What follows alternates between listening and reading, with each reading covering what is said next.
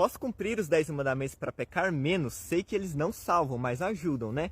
Não. Se você quiser pecar bastante e não conseguir vencer o pecado nunca, é só querer seguir a lei de Moisés e os 10 mandamentos. Listas de regras só pioram a situação, não ajudam em nada.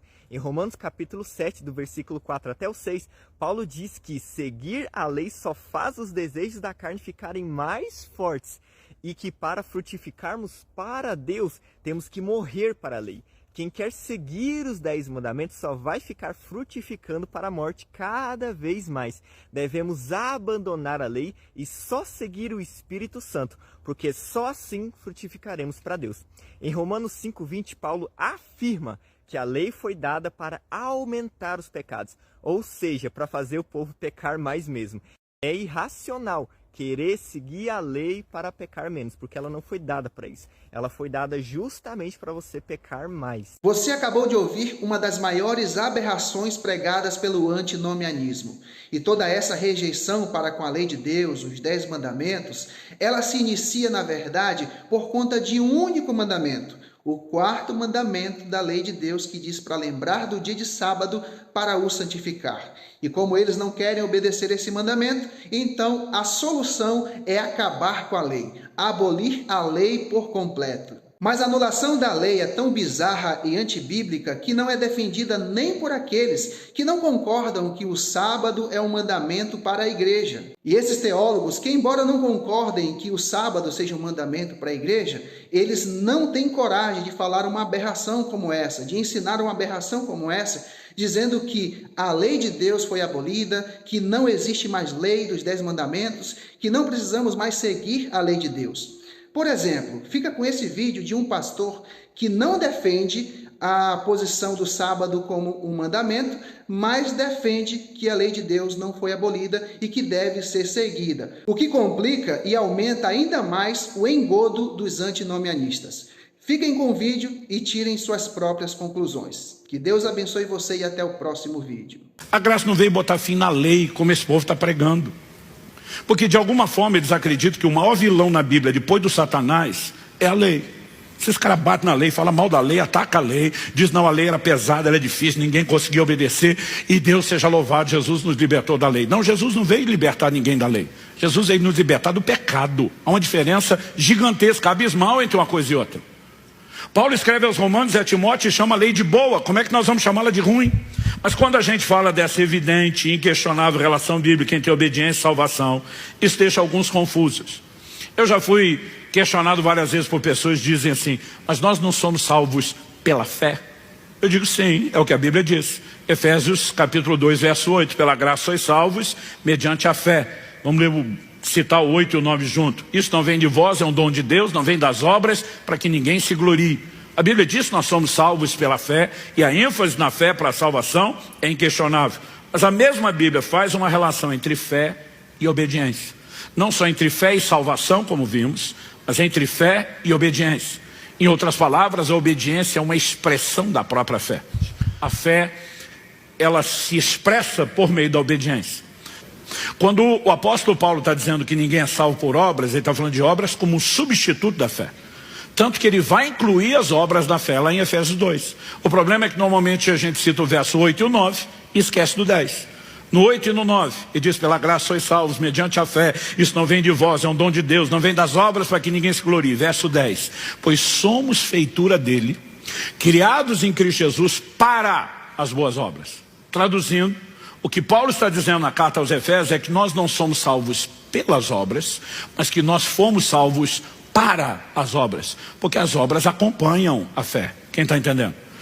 Tiago não está dizendo o que Paulo falou, ele está dizendo, você quer ter uma fé que não tem obras? Eu vou te dizer, essa fé é inútil, ela não vai produzir resultado, porque a fé bíblica, e ele vai argumentando com os textos bíblicos, ela tem que ter obras. Então ele não está falando de obras que substituem a fé. Evangelho de Marcos, no capítulo 7, dos versículos 6 a 8, nós lemos o seguinte, Jesus respondeu, bem profetizou Isaías a respeito de vocês hipócritas, como está escrito, esse povo me honra com os lábios, mas o seu coração está longe de mim. Em vão me adoram, ensinando doutrinas que são preceitos humanos. Rejeitando o mandamento de Deus, vocês guardam a tradição humana. Em primeiro lugar, Jesus fala de um povo que honra com os lábios, mas o coração está longe. Qual a definição de um coração longe? Ele diz: vocês simplesmente me adoram em vão porque ensinam doutrinas humanas, que são preceitos humanos, mas rejeitam o mandamento de Deus. Ou seja, vocês inventaram as próprias regras e respeitam elas, mas não obedecem os meus mandamentos. Ele diz: e você acha que porque me adorou está tudo bem? Ele está dizendo de jeito nenhum. Em outras palavras, está dizendo: mais do que adoração, espero de você obediência. Não, pastor, mas o senhor tem que entender que eu amo, Jesus ama. Então leva a sério o que ele mesmo disse, João 14, 21. Aquele que tem os meus mandamentos e os guarda, esse é o que me ama. Ele diz: sua forma de expressar amor não é apenas falando, é me obedecendo. E sabe, de alguma forma você vê que as pessoas tentam suprimir a obediência, relativizar a obediência no Evangelho cada vez mais. Eu fico pasmo com a quantidade de doutrina, se é que a gente pode chamar de doutrina, né, de falsa doutrina que vem surgindo, questionando e relativizando a obediência. Mas essa baboseira toda, a gente ouve o tempo todo em nome de uma pseudo-revelação. Qual o objetivo disso? Subjetivizar, relativizar ou suprimir a obediência, que é parte do cerne da mensagem do Evangelho, e por isso eu estou chamando ele hoje de o Evangelho da obediência. Nós precisamos entender o que é que de fato a graça veio fazer. A graça não veio botar fim na lei, como esse povo está pregando. Porque de alguma forma eles acreditam que o maior vilão na Bíblia, depois do Satanás, é a lei. Esses caras batem na lei, falam mal da lei, ataca a lei, diz não, a lei era pesada, ela é difícil, ninguém conseguia obedecer, e Deus seja louvado, Jesus nos libertou da lei. Não, Jesus não veio libertar ninguém da lei. Jesus veio nos libertar do pecado. Há uma diferença gigantesca, abismal entre uma coisa e outra.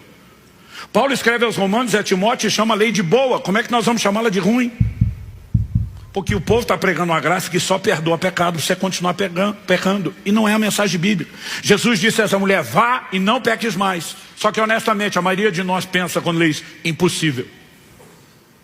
Mas peraí, só tem 3 possibilidades ou probabilidades lógicas para a gente tratar disso. Primeiro, Jesus mentiu para a mulher, trollou ela. Vai no peques mais, mas não é possível, ele está enganando ela. Isso cabe com a natureza de Jesus? Não. A Bíblia diz que ele é luz e nele não há treva alguma. A Bíblia diz que Deus não pode mentir. Então essa possibilidade lógica poderia caber com qualquer outro, mas não com Jesus. Ah não, pastor, não é que ele mentiu assim porque queria. Mas ele enganou sem querer, porque enganado estava, ele não conhecia bem a teologia, não estudou muito a Bíblia, então ele achou que falava certo, mas falava errado. Você está protegendo o caráter dele, mas desconstruindo a identidade. Ele é o verbo, a palavra encarnada. Se ele não entende Bíblia e teologia, quem é que entende? E se alguma coisa do que Jesus falou não é acurado ou preciso para a nossa fé, por que é que o resto seria?